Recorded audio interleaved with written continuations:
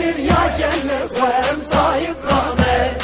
Gönül verdik hepimiz, asırlardır kardeşiz. Millet sevdası ile AK Parti'deyiz.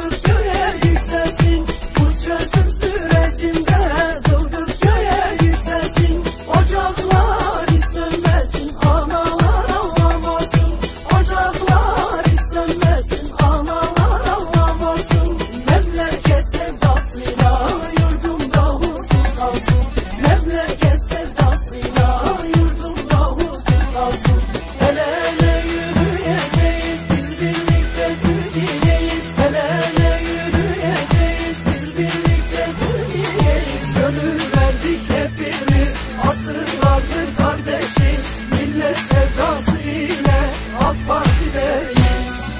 El ele yürüyeceğiz, biz birlikte Türkiye'yiz. El ele yürüyeceğiz, biz birlikte Türkiye'yiz. Gönül verdik hepimiz, asırlardır kardeşiz. Millet sevdası ile Erdoğan'layız.